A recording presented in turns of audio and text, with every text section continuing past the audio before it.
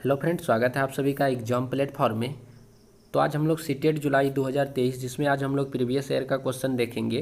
तो ये पेपर आपका जो है सोशल साइंस यानी कि पेपर 2 है, जिसमें आज हम लोग सीडीपी के टोटल 30 क्वेश्चन को कवर करेंगे। तो सबसे पहले आप लोग एग्जाम प्लेटफॉर्म पे नए हैं तो सबसे पहले आप लोग एग्जाम प्लेटफॉर्म को जल्दी से सब्सक्राइब कर लीजिए। तो आज जो है ये सेकेंड शिफ्ट का पेपर है, तो इसमें टोटल हम लोग 30 क्वेश्चन सीडीपी के कवर करेंगे। तो और भी आप लोग प्रीवियस ईयर का बहुत सारे जो सेट प्रैक्टिस यदि नहीं किए हैं तो नहीं देखे हैं वीडियो, तो उसे भी आप लोग देख सकते हैं। आप लोगों को प्ले लिस्ट में मिल जाएगा, जैसे ईवीएस का, हिंदी और उसके बाद मैथ, संस्कृत, सारे का जो है प्ले लिस्ट बना हुआ, तो आप लोग वहाँ से वीडियो देख सकते हैं। तो चलिए देखते हैं फर्स्ट क्वेश्चन। बच्चों के विकास की प्रक्रिया किस प्रकार की होती है? यानी कि बच्चों में जो है विकास जो यानी कि डेवलप जो होता है किस प्रक्रिया के द्वारा होता है, तो आपको बताना है। फर्स्ट है एक समान और क्रमानुसार, दूसरा है एक समान और अव्यवस्थित, तीसरे नंबर पे है व्यक्तिगत व क्रमानुसार, उसके बाद है व्यक्तिगत अव्यवस्थित। तो कभी भी विकास देखिए अव्यवस्थित नहीं होता, इस तरह से ये ऑप्शन तो गलत ही हो जाएगा। यहाँ पे भी अव्यवस्थित है, ये भी गलत ही हो जाएगा। उसके बाद एक समान, तो सभी में जो है सभी बच्चों में कभी भी जो है एक समान विकास नहीं होता, इस तरह से आपका जो है ये वाला भी ऑप्शन जो है गलत हो जाता है। तो बच्चों में विकास जो होता है मतलब कि हर एक बच्चों में जो है अलग अलग प्रकार से, बट आपका जो क्रमानुसार होता है, यानी कि एक क्रम से होता है, बट हर एक बच्चे में जो अलग अलग होता है, यानी कि व्यक्तिगत व क्रमानुसार होता है। तो इस तरह से ऑप्शन नंबर 3 आपका जो है बिल्कुल राइट आंसर हो जाएगा। तो विकास किस प्रकार होता है, तो व्यक्तिगत और क्रमानुसार, यानी कि हर एक बच्चों में जो है अलग अलग का होता है, बट उसमें जो है एक नियम से होता है, यानी कि सरल से जटिल की ओर। तो इस तरह से एक प्रक्रिया में जो है विकास होता है। तो ऑप्शन नंबर 3 बिल्कुल सही जवाब है। उसके बाद अगला है आपका, आजकल सिद्धांतकार क्रांतिक अवस्था के बजाय संवेदनशील अवधि का प्रयोग करते हैं, क्योंकि आजकल के सिद्धांतकार जो है क्रांतिक अवस्था के बजाय जो है संवेदनशील अवधि का प्रयोग करते हैं, आखिर क्यों? फर्स्ट है विकास की प्रकृति गतिशील है। फर्स्ट ऑप्शन देखिए आपका क्या है, विकास की जो है प्रकृति गतिशील है, बिल्कुल सही बात है। विकास की प्रकृति क्या है, यह एक गतिशील है। तो ऑप्शन नंबर 1 आपका बिल्कुल सही यहाँ पे है कि विकास की प्रकृति किस प्रकार है, तो विकास की प्रकृति जो गतिशील होता है। उसके बाद अगला है आपका, नरेश और मुकेश उम्र में लगभग बराबर है, लेकिन दोनों के संज्ञानात्मक व सामाजिक विकास में अंतर है। तो नरेश और मुकेश जो है उम्र में लगभग क्या है, समान है, बट उनके जो है दोनों के जो संज्ञानात्मक व सामाजिक विकास में अंतर है। तो यह किस प्रकार के सिद्धांत है, तो आपको बताना है।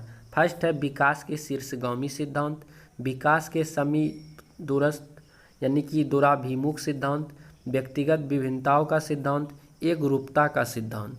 तो इसमें देखिए नरेश और मुकेश दोनों का एज समान है, उम्र समान है, बट दोनों की संज्ञानात्मक व सामाजिक विकास अंतर है। तो यह जो है व्यक्तिगत विभिन्नता के सिद्धांत पर यह जो है मतलब कि एक तरह से बेस्ड है, मतलब कि उस सिद्धांत पे कार्य करता है। तो व्यक्तिगत विभिन्नता यानी कि उम्र सेम है, बट उन दोनों में जो है सामाजिक और संज्ञानात्मक विकास जो है काफ़ी ज़्यादा मतलब कि डिफरेंट पाया जा रहा है, तो वह जो है व्यक्तिगत विभिन्नता के कारण होता है। तो हर एक प्रकार के व्यक्ति में अलग अलग संज्ञानात्मक विकास होता, अलग अलग सामाजिक विकास होता, वे बहुत सारे फैक्टर पे काम करते, जैसे वहाँ के परिवेश हो गया, उसके जो है माता पिता हो गया, जलवायु हो गया, बहुत सारे उस पर काम करता है, जिसके कारण हर एक व्यक्तियों में जो है सामाजिक विकास और संज्ञानात्मक विकास जो है अलग अलग तौर पे देखा जाता है।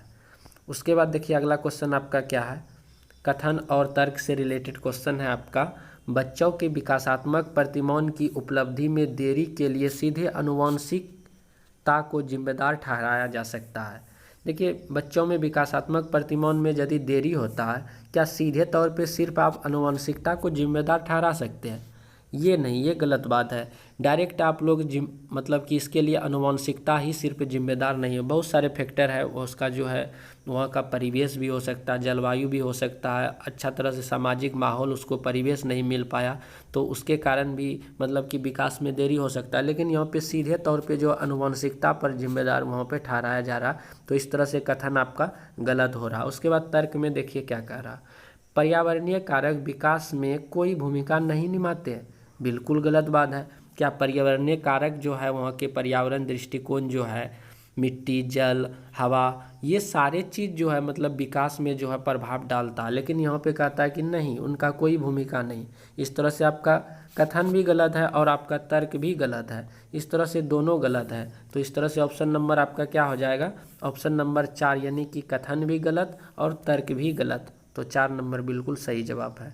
उसके बाद अगला है आपका बच्चों का समाजीकरण। बच्चों का जो समाजीकरण होता है किस प्रक्रिया द्वारा होता है आपको बताना इन चारों ऑप्शन में। फर्स्ट है एक सरल और रैखिक प्रक्रिया, एक व्यवस्थित और सुव्यवस्थित प्रक्रिया, एक जटिल और बहुआयामी प्रक्रिया। बिल्कुल सही बात है ऑप्शन नंबर 3। बच्चों का जो समाजीकरण होता है वह एक जटिल और बहुआयामी प्रक्रिया से होकर गुजरता है। बच्चों का समाजीकरण हालांकि जो उसके परिवार में होता है, सबसे पहले परिवार में होता है, फिर विद्यालय में होता है, फिर उसके बाद मीडिया वगैरह जो होता है, जो प्रचार प्रसार के माध्यम से जो होता है, विज्ञापन के माध्यम से, उसके बाद समाजीकरण होता है तीसरा स्टेप में। लेकिन यहाँ पे जो है बच्चों का जो समाजीकरण होता है एक जटिल होता है और बहुआयामी प्रक्रिया होता है। तो इस तरह से ऑप्शन नंबर 3 बिल्कुल सही बात है। बच्चों में जो समाजीकरण कोई जो है आसान मतलब प्रक्रिया नहीं होता, बहुत सारा जटिल हुआ। समाज में बहुत सारे मापदंडों को सीखते हैं, जैसे कैसे खाना है, कैसे बैठना है, बहुत सारे संस्कृति और इस तरह की चीज़ें को सीखता है। तो यह एक जटिल और बहुआयामी प्रक्रिया होता है। उसके बाद अगला है आपका संज्ञानात्मक विकास के किस चरण में, संज्ञानात्मक विकास के किस चरण में बच्चे अनुमान लगाने व अमूर्त चिंतन करने के कौशल को हासिल कर लेते हैं। मतलब कि किसी भी चीज़ के बारे में अमूर्त चिंतन मतलब कि चिंतन करते हैं बिना देखे। बच्चे जो है जैसे कि मान के चलिए यह कुर्सी यहाँ पे है, तो बच्चे जो है बिना देखे जो है उस कुर्सी के बारे में बहुत सारे चीज़ के बारे में वह जो है थिंकिंग करने लगते हैं। तो बिना देखे तो और इमेजिंग करते हैं, अनुमान लगाते हैं। तो इस तरह का कौशल बच्चे में किस चरण में आ जाता है आपको बताना। तो ये जो है औपचारिक संक्रियात्मक जो अवस्था होती है, मतलब कि उस चरण में बच्चे जो है अपना क्या करते हैं, अमूर्त चिंतन करना शुरू कर देते हैं। उससे पहले आपका होता है मूर्त संक्रियात्मक। इसमें जो बच्चे देख के किसी भी चीज़ों को चिंतन करते हैं, ये मूर्त होते हैं। स्पष्ट रूप से डायरेक्टली रूप से किसी भी चीज़ को देख के उस पर चिंतन करते हैं, ये होता है मूर्त संक्रियात्मक। लेकिन यहाँ पे अमूर्त चिंतन बोल रहा, तो अमूर्त चिंतन आपका हो गया अमूर्त चिंतन औपचारिक संक्रियात्मक। तो इस तरह से ऑप्शन नंबर 4 बिल्कुल सही जवाब है। उसके बाद अगला है आपका जीन पियाजे, यानी कि जीन पियाजे के सिद्धांत में डैश जब बच्चा एक नए अनुभव के लिए मौजूदा स्कीमों को संशोधित करता है तो यह प्रक्रिया क्या कहलाता है। तो जीन पियाजे के अनुसार आपको बताना है कि जब बच्चे में पहले से कुछ मतलब कि वो सीखा हुआ रहता, फिर उन्हीं चीज़ों को फिर जो है क्या करते हैं, बाहर से कुछ सीख के उस चीज़ों को क्या करते हैं, उसमें नए अनुभव को उसमें जोड़ लेते हैं। पहले के जो स्कीमा होते हैं उसमें क्या करते हैं, नए चीज़ों को जोड़ते हैं। तो वह क्या कहलाता, तो क्या कहलाता है, यह समायोजन कहलाता है। तो पहले वाले अनुभव में नए अनुभव को जोड़ना, मौजूदा स्कीमों को संशोधित करना, वह समायोजन कहलाता है। तो इस तरह से ऑप्शन नंबर 1 बिल्कुल सही जवाब है। उसके बाद अगला क्वेश्चन आपका जीन पियाजे के अनुसार आत्मकेंद्रिता के क्या मायने हैं। यानी कि जीन पियाजे के अनुसार आपको बताना है कि आत्मकेंद्रियता क्या है। तो इसके अनुसार जो है आत्मकेंद्रिता क्या होता है कि बच्चे जब दूसरे के अनुभवों व सांसारिक जो दृष्टिकोण को अपनी दृष्टि से देखने की प्रवृत्ति आता है, वही आपका जो क्या हो जाता है, जीन पियाजे के अनुसार बच्चे आत्मकेंद्रित हो जाते हैं। यानी कि बच्चे जो है दूसरों के अनुभव यानी कि सांसारिक दृष्टिकोण को जो है अपनी दृष्टिकोण से देखने की उसमें क्या आ जाती है, प्रवृत्ति आ जाती है। ऑप्शन नंबर 4 बिल्कुल सही जवाब है। उसके बाद अगला आपका लेव वागत्स्की के अनुसार डैश का संज्ञानात्मक विकास में महत्वपूर्ण योगदान है। लेव वागत्स्की साहब जो संज्ञानात्मक विकास दिया है तो उसमें सबसे ज़्यादा महत्वपूर्ण योगदान किसका है, अनुबंधन का, पुनर्बलन का, सांस्कृतिक परिवेश का, स्कीमा का। तो इसमें राइट आंसर हो जाएगा आपका ऑप्शन नंबर 3 यानी कि सांस्कृतिक परिवेश का। तो सबसे ज़्यादा उसमें किसी भी चीज़ इफेक्ट डालता है जो संज्ञानात्मक विकास में, तो वह सांस्कृतिक परिवेश होता है, सामाजिक परिवेश होता है। तो इसके अनुसार बच्चे में संज्ञानात्मक विकास होता है। तो इसका राइट आंसर हो जाएगा सबसे अधिक योगदान किसका है, तो सांस्कृतिक परिवेश का, ऑप्शन नंबर 3। उसके बाद अगला है आपका लेव वागत्स्की के सिद्धांतों पर आधारित कक्षा में किसको महत्व दी जाएगी। तो लेव वागत्स्की के सिद्धांत के अनुसार पर उसके आधार पर कक्षा में सबसे अधिक इम्पोर्टेंस यानी कि महत्व किसे दीजिएगा, वही आपको बताना है। उसके बाद देखिए फर्स्ट ऑप्शन क्या है, स्वस्वर पाठ व रटने को। कभी भी चीज़ रटने वाली बात आपका गलत ऑप्शन होता है। उसके बाद देखिए क्या है, सहयोगात्मक सीखने को। बिल्कुल सही बात है। लेव वागत्स्की के अनुसार जो है कक्षा कक्ष में यदि सहयोग वाली बात मतलब कि भावना आता है, बच्चे एक दूसरे का हेल्प करते हैं, उससे ज़्यादा चीज़ों को सीखा जाता है, यानी कि ऑप्शन नंबर 2 बिल्कुल सही जवाब है। उसके बाद देखिए इनाम है, इनाम और सजा दंड देना ये कभी भी सही नहीं होता है, गलत होता है। उसके बाद प्रतिक्रियाओं के अनुबंधन को, ये भी गलत है। तो इस तरह से आपका सेकेंड वाला ऑप्शन बिल्कुल सटीक है। तो लेव वागत्स्की के सिद्धांत के आधारित जो है सबसे अधिक इम्पोर्टेंट है सहयोग के आधार पे सीखना, यानी कि सहयोगात्मक सीखने को सबसे ज़्यादा महत्व दिया जाता है, क्योंकि बच्चे उससे ज़्यादा चीज़ों को जल्दी सीखते हैं। उसके बाद अगला है आपका लॉरेंस कोहेलबर्ग ने अपने सिद्धांत में नैतिक विकास के कितने चरण प्रतिपादित किए हैं। तो आपको बताना लॉरेंस कोहेलबर्ग जो साहब है उन्होंने नैतिक विकास के कितने चरण प्रतिपादित किए, 6, 7, 5, 4। तो इसका राइट आंसर हो जाएगा ऑप्शन नंबर 1, यानी कि 6 चरण को प्रतिपादित किए हैं। बट इन 6 चरणों को उन्होंने क्या किया, 3 भागों में डिवाइड कर दिया। फर्स्ट हो गया आपका पूर्व परंपरागत नैतिक सिद्धांत, दूसरा हो गया परंपरागत नैतिक सिद्धांत, तीसरा हो जाता आपका उत्तर परंपरागत नैतिक सिद्धांत। तो फर्स्ट परंपरागत यानी कि पूर्व परंपरागत नैतिक सिद्धांत 0 से 4 वर्ष के बच्चे होते हैं, जिसमें बच्चे जो है आज्ञाकारिता और सजा के डर से मतलब आज्ञाकारिता होते हैं, पिताजी या माता उन्हें जो बच्चे को कहते हैं तो वह जो है डर के माध्यम से भी बच्चे उस काम को करते हैं। यदि कभी मेहमान घर पे आ गया तो बच्चे को कहता है कि कुर्सी लाओ, पौनी लाओ, तो वो बच्चे जो है डर से उस चीज़ को करते हैं, सोचता है यदि हम नहीं करेंगे, अभी बात नहीं सुनेंगे तो बाद में मेरा क्या हो जाएगा, पिटाई होगा। तो इस तरह से डर के माध्यम से बच्चे आज्ञाओं का क्या करते हैं, पालन करते हैं। किस अवस्था में, तो पूर्व परंपरागत जो नैतिक सिद्धांत होता है उस अवस्था में। उसके बाद सेकेंड वाला आता है आपका क्या, परंपरागत। तो इसमें बच्चे जो है अच्छा लड़का अच्छी लड़की बनने का इसमें होड़ लग जाता है। और तीसरा वाला होता है आपका क्या, उत्तर परंपरागत। इसमें जो है सार्वभौमिक, इसमें बच्चे किसी का नहीं सुनता। बच्चे जो है तीसरे वाला जो स्टेप होता है उत्तर परंपरागत सार्वभौमिक, तो इसमें बच्चे जो है खुद मतलब क्या करना है क्या नहीं करना है वह खुद डिसाइड करता है। तो ऑप्शन नंबर तो यहाँ पे हो जाएगा क्या कि नैतिक विकास के कितने चरण, टोटल 6 चरण है, जिनको 2-3 भागों में जो है मतलब की बांट दिया है। तो इस तरह से ऑप्शन नंबर 1 बिल्कुल सही जवाब हो जाएगा। तो बहुत सारे ऐसे भी क्वेश्चन आता है कि नैतिक विकास का सिद्धांत किसने दिया, तो लॉरेंस कोहेलबर्ग साहब ने दिया है।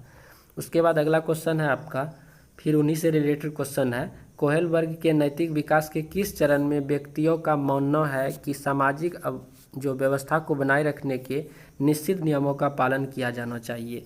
मतलब कि जो समाज के जो नियम है उसको बनाए रखने के लिए एक निश्चित नियम का पालन किया जाना चाहिए। किस अवस्था का मतलब कि यहाँ पे बताया गया, किस अवस्था के बारे में, यांत्रिक सापेक्षता अभिविन्यास, सजा और आज्ञाकारिता अभिविन्यास, कानून और व्यवस्था अभिविन्यास, उसके बाद अच्छा लड़का अच्छी लड़की का अभिविन्यास। तो इसमें जो है मतलब कि नियम को समाज में जो सामाजिक नियम है उसको बनाए रखना है, तो इसके लिए कानून और व्यवस्था अभिविन्यास के अंतर्गत आ जाएगा। तो ऑप्शन नंबर 3 आपका बिल्कुल सही जवाब हो जाएगा। उसके बाद अगला है आपका, हावर्ड गार्डनर के सिद्धांत के अनुसार नर्तकियों, धावकों और अभिनेताओं के पास कौन सी बुद्धि अधिक होती है। जो एक डांसर होते हैं, एक जो एथलेटिक होते हैं और एक एक्टर होते हैं, तो इन सभी के पास जो कौन सी बुद्धि होती है, तो इन सभी के पास जो है एक प्रकार के जो शरीर को बहुत ही अच्छे ढंग से मतलब कि चलाने का इस प्रकार मतलब कि इन लोगों के पास कला होती है। तो शारीरिक गति संवेदनात्मक बुद्धि होते हैं इन लोगों के पास। एक अच्छे नर्तक आप लोग देखे होंगे कि किस प्रकार अपने शरीर के हाथों को पैरों को बहुत ही अच्छे ढंग से चलाते हैं। धावक हो गया, अभिनेता हो गया, तो इस तरह से आप जो है शारीरिक गतिक संवेदनात्मक बुद्धि इनके अंतर्गत पाई जाती है। तो इस तरह से, और नेता वगैरह जो भी देखते होंगे उसमें भाषाई बुद्धि पाई जाती है। इस तरह से आप लोग कर सकते हैं। उसके बाद अगला क्वेश्चन है आपका, स्व शिक्षा कक्षा में लड़कों के लिए एक शिक्षक की टिप्पणी पुरुष बनो और लड़कियों की तरह व्यवहार मत करो किसको बढ़ावा देगी। तो यहाँ पे देखिए स्व शिक्षा कक्षा में लड़कों के लिए एक शिक्षक की टिप्पणी है कि पुरुष बनो और लड़कियों की तरह व्यवहार मत करो किसको बढ़ावा देगी। जेंडर समानता, जेंडर रूढ़िवादिता, तो यह बिल्कुल जो है जेंडर रूढ़िवादिता को क्या कर रहा है, बढ़ावा दे रहा है कि पुरुष बनो मतलब कि लड़कों के तरह, उसके बाद लड़कियों की तरह व्यवहार मत करो। तो इस तरह की बातें यदि क्लास में बोला जा रहा है तो ये एक तरह से यह जो है जेंडर रूढ़िवादिता को क्या बढ़ावा मिल रहा है। उसके बाद अगला है आपका बच्चों के आकलन के बारे में निम्नलिखित में से कौन सा कथन सही है। तो बच्चों के आकलन के बारे में बताना है कि कौन सा कथन सही है। फर्स्ट है आपका मूल्यांकन का प्राथमिक उद्देश्य तुलना। उसके बाद आकलन का प्राथमिक उद्देश्य चिंता और भय उत्पन्न करना। कभी भी किसी प्रकार का आकलन करने का ये उद्देश्य नहीं होता है उसमें भय उत्पन्न करना, ये तो गलत ही हो जाएगा। मूल्यांकन विभिन्न साधनों का उपयोग करके किया जाना चाहिए, बिल्कुल सही बात है। ये उद्देश्य होता है मूल्यांकन का कि जब भी मूल्यांकन किया जाए तो विभिन्न प्रकार के साधनों का क्या किया जाए, उपयोग किया जाए। तो इस प्रकार ऑप्शन नंबर 3 आपका बिल्कुल सही जवाब है। उसके बाद अगला क्वेश्चन है आपका निम्नलिखित में से कौन से समावेशी शिक्षा की भावनाओं का पालन नहीं करता है। तो आपको बताना है कि निम्नलिखित में से कौन समावेशी शिक्षा की भावनाओं का पालन नहीं करता है। विभेदित निर्देश, सीखने के लिए सार्वभौमिक डिजाइन, पृथकीकरण और नौमीकरण। देखिए पृथकीकरण और नौमीकरण वर्ड जब भी आप लोगों को दिखे ये निगेटिव के तरह काम करता है।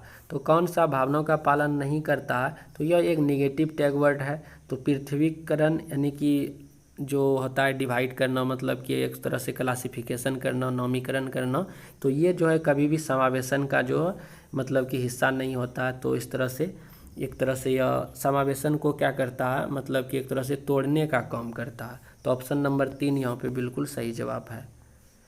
उसके बाद अगला आपका वंचित पृष्ठभूमि के छात्रों वाली कक्षा में एक शिक्षक को किसके अनुभवों को साझा करने की अनुमति देनी चाहिए। तो वंचित पृष्ठभूमि के छात्र, मतलब वंचित पृष्ठभूमि के छात्र क्या होते हैं, वैसे छात्र जो बहुत सारे चीज़ों से वंचित रहते हैं, उसे जैसे समाज में उससे अच्छी पढ़ाई नहीं मिल पाती है, शिक्षा नहीं मिल पाती है, आर्थिक जो लाभ उसे नहीं मिल पाता, इस तरह से वह वंचित पृष्ठभूमि के छात्र होते हैं।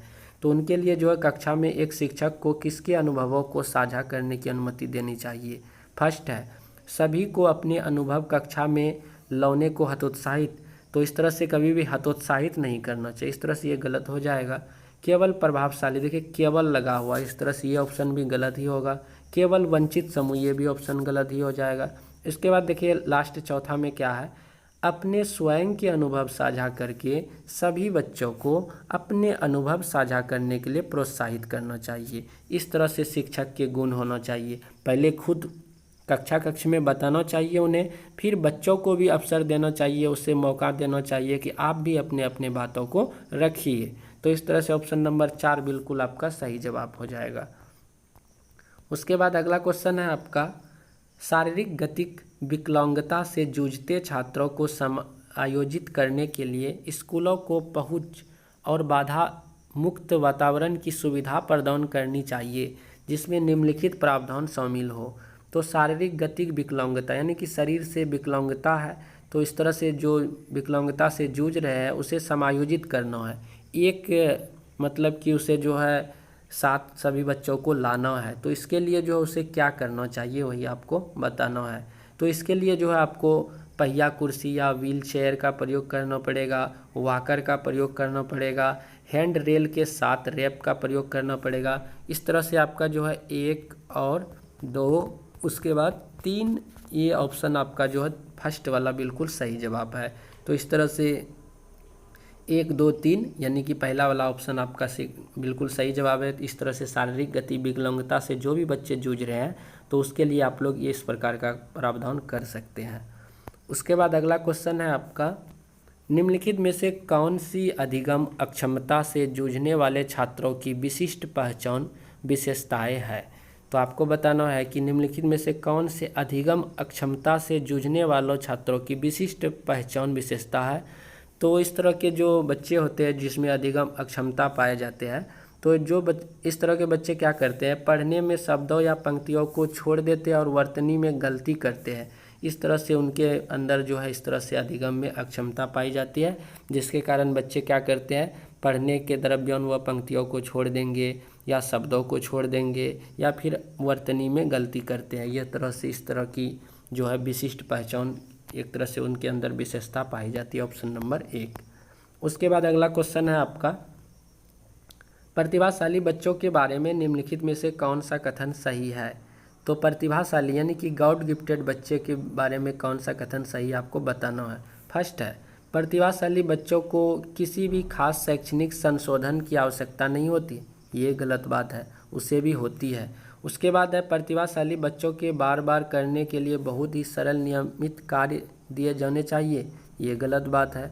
उसके बाद प्रतिभाशाली बच्चों में बहुत अधिक भावनात्मक परिपक्वता होती है। ऐसा भी कोई बात नहीं है कि उसे जो है मतलब कि प्रतिभाशाली बच्चे में बहुत अधिक भावनात्मक परिपक्वता होती है। उसके बाद देखिए क्या, प्रतिभाशाली बच्चों को सीखने की विशिष्ट ज़रूरत होती है, जिन्हें अवसर कक्षाओं में नज़रअंदाज कर दिया जाता है। तो ये भी बात मतलब कि यहाँ पे देखिए कौन सा कथन सही है। तो यहाँ पे ऑप्शन नंबर 4 या 3, तो यहाँ पे 4 ही ऑप्शन नंबर सही होगा। तो इस तरह के मतलब प्रतिभाशाली बच्चे के सीखने की विशिष्ट ज़रूरत होती है, जिन्हें अक्सर क्या कर दिया जाता है, कक्ष में नज़रअंदाज कर दिया जाता है। ये सही बात है, उसे जो है सही मतलब कि समय देना चाहिए। इस तरह से कौन सा कथन सही है, तो ऑप्शन नंबर 4 जो है बिल्कुल सही है। यहाँ पे ऐसा उनके साथ किया जाता है। तो कभी भी प्रतिभाशाली बच्चों की जो है मतलब कि उसे जो है नज़रअंदाज नहीं करना चाहिए, उसे परखना चाहिए। ये यदि प्रतिभाशाली बच्चे हैं तो और भी उसे जो है प्रोत्साहन की ज़रूरत होती है और भी उसे मदद करना चाहिए। तो इस तरह से 4 आपका जो है बिल्कुल पॉजिटिव वे में इस तरह का उसके साथ व्यवहार किया जाता है। तो इस तरह से 4 ही सही होगा। उसके बाद अगला क्वेश्चन है आपका, माध्यमिक कक्षाओं में छात्रों की सक्रिय भागीदारी को किसके द्वारा बढ़ावा दिया जाता है। जो माध्यमिक कक्षा में होते हैं छात्र, तो उनके लिए जो है सक्रिय भागीदारी को किसके द्वारा बढ़ावा दिया जाता है। तो सकारात्मक और नकारात्मक पुनर्वलन द्वारा, ये तो गलत ही होगा। निष्क्रिय श्रवण द्वारा, ये गलत ही हो जाएगा। प्रतियोगिता को, कभी भी कंपटीशन वाली क्वेश्चन मतलब कि ऑप्शन रहे तो वह गलत ही हो जाएगा। उसके बाद पूछताछ और जांच की प्रक्रिया के माध्यम से, ये सही है। मतलब कि जो मिडिल क्लास के जो बच्चे होते हैं, छात्र होते हैं, उनकी सक्रिय भागीदारी को बढ़ावा देने के लिए जो है सबसे अच्छा मतलब कि साधन है क्या कि पूछताछ यानी कि जांच प्रक्रिया के माध्यम से उसे काफ़ी ज़्यादा मतलब कि सक्रिय बनाया जा सकता है। तो ऑप्शन नंबर 4 बिल्कुल सही जवाब है। उसके बाद अगला है आपका, समकक्षियों में चर्चा व संवाद शिक्षा शास्त्रीय पद्धतियों समस्या समाधान के कौशल के विकास में बाधा डालती है। ये गलत बात है। कभी भी जो है समकक्षियों के बीच यदि चर्चा संवाद करता है तो क्या वह कौशल के विकास में बाधा डालती है। बिल्कुल गलत बात है, बाधा नहीं डालती है। उसके बाद अधिगम की प्रक्रिया का स्वरूप व्यक्तिवादी है न कि सामाजिक, ये भी गलत बात है। यहाँ पे व्यक्तिवादी है न कि सामाजिक। अधिगम की प्रक्रिया एक सामाजिक होती है, लेकिन यहाँ पे क्या बोलता है, एक व्यक्तिवादी है। तो इस तरह से ये भी आपका गलत है, यानी कि कथन भी गलत और तर्क भी गलत। ऑप्शन नंबर 4 आपका बिल्कुल सही जवाब है। उसके बाद अगला क्वेश्चन है आपका, एक शिक्षक को अपने विद्यार्थियों को किस प्रकार के लक्ष्य निर्धारित करने के लिए प्रोत्साहित करना चाहिए। तो एक शिक्षक होने के नाते आप अपने बच्चों को किस प्रकार के लक्ष्य निर्धारित करने के लिए आप प्रोत्साहित करेंगे, वही आपको बताना है। फर्स्ट है महारत उन्मुख, प्रदर्शन उन्मुख, विफलता को स्वीकार करने वाले और सफलता से बचने वाले। तो इस तरह से आपका जो है फर्स्ट वाला ऑप्शन बिल्कुल सही जवाब हो जाएगा, महारत्न उन्मुख। तो एक शिक्षक होने के नाते बच्चों में जो किस तरह के लक्ष्य को निर्धारित करने के लिए प्रोत्साहित करेंगे, तो उनके अंदर जो महारत्न उन्मुख जो निपुणता की वाली बात जो होती है, उस चीज़ों को हम लोग क्या करेंगे, प्रोत्साहन करेंगे। ऑप्शन नंबर 1 बिल्कुल सही जवाब है। उसके बाद अगला क्वेश्चन है आपका, एक व्यक्ति की धारणाएं उसके सीखने पर एक महत्वपूर्ण प्रभाव डालती है। निम्नलिखित में से कौन सी यहाँ पे क्या है, कौन सी धारणा, यानी कि एक व्यक्ति की धारणाएं उसके सीखने पर एक महत्वपूर्ण प्रभाव डालती है। तो निम्नलिखित में से कौन सी धारणाएं सीखने पर सकारात्मक प्रभाव डालेगी, आपको बताना है। फर्स्ट है, मुझ में जन्मजात कोई क्षमताएं मौजूद नहीं, शिक्षक हमेशा कठिन प्रश्न पत्र बनाते हैं, उसके बाद है अच्छे या बुरे अंक लाना अपने प्रयास पर निर्भर करता है। बिल्कुल सही बात है, मतलब कि अच्छा नंबर लाना या बुरा नंबर लाना उसके प्रयास पर निर्भर करता है, ये सही बात है। तो ऑप्शन नंबर 3 आपका बिल्कुल सही जवाब है। उसके बाद अगला क्वेश्चन है आपका संरचनावाद का सिद्धांत। तो संरचनावाद का सिद्धांत क्या होता है आपको बताना है। फर्स्ट है आपका सीखने में अधिगमकर्ताओं की भूमिका को महत्वपूर्ण मानता है, जिससे वह संसार के बारे में खुद की समझ बनाते हैं। बिल्कुल सही बात है, मतलब कि एक संरचनावादी बच्चे किस प्रकार होते हैं वही आपको बताना है। तो इसमें संरचनावादी का सिद्धांत होता है कि सीखने में अधिगमकर्ता की भूमिका महत्वपूर्ण माना जाता है। जो अधिगम होता है, जो लर्नर होता है, उसका जो काफ़ी ज़्यादा भूमिका उसमें माना जाता है, जिसमें वह संसार के बारे में खुद चीज़ों को समझते हैं और खुद चीज़ों को बनाते हैं। तो ऑप्शन नंबर 1 एक संरचनावादी का सिद्धांत होता है। उसके बाद अगला क्वेश्चन है बच्चे निम्न में से किस आधार पर अगले ज्ञान का निर्माण करते हैं। तो आपको बताना है कि बच्चे जो है किस आधार पर, किस बेस्ड पर जो है अपने अगले वाले ज्ञान का क्या करते हैं, निर्माण करते हैं। जो उनके लिए अप्रासंगिक है, जो चीज़ें गलत है, क्या उसके द्वारा वह ज्ञान का निर्माण करेगा? बिल्कुल गलत बात है। जो वह पहले से समझते हैं, बिल्कुल सही बात है। पहले से जो चीज़ों को वह समझते हैं उस चीज़ों के आधार पर वह ज्ञान का क्या करते हैं, निर्माण करते हैं। तो ऑप्शन नंबर 2 आपका बिल्कुल सही जवाब है। तो फर्स्ट वाला तो गलत ही हो जाएगा, सेकंड वाला आपका जो पहले से जो चीज़ों को सीखा हुआ है, जो समझा हुआ है, उन्हीं चीज़ों के माध्यम से बच्चे क्या करते हैं, अगले ज्ञान का क्या करते हैं, निर्माण करते हैं। उसके बाद अगला है आपका संज्ञान व संवेगों के बारे में कौन सा कथन सही है। यानी कि संज्ञान व संवेग के बारे में बताना कौन सा सही है।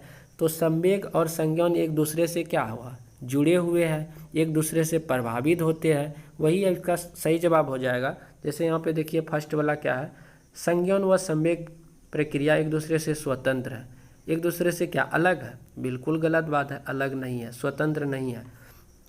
संज्ञान व संवेग एक दूसरे से गुथे हुए हैं, एक दूसरे को प्रभावित करते, बिल्कुल सही बात है। एक दूसरे से घनिष्ठ संबंध रखते हैं, एक दूसरे पर आश्रित है, एक दूसरे से प्रभावित होते हैं। तो संज्ञान व संवेग दोनों एक दूसरे से मिला हुआ है। तो ऑप्शन नंबर 2 बिल्कुल सही जवाब है। उसके बाद अगला है आपका किन शैक्षिक प्रणालियों द्वारा छात्रों में सार्थक अधिगम को प्रोत्साहित नहीं किया जा सकता है। तो किस शैक्षणिक अध्ययन में जो है छात्रों के जो है सार्थक अधिगम को प्रोत्साहित नहीं किया जाता, आपको बताना है। अन्वेषण और प्रयोग, ये बिल्कुल मतलब किस चीज़ों को प्रोत्साहित किया जाता है।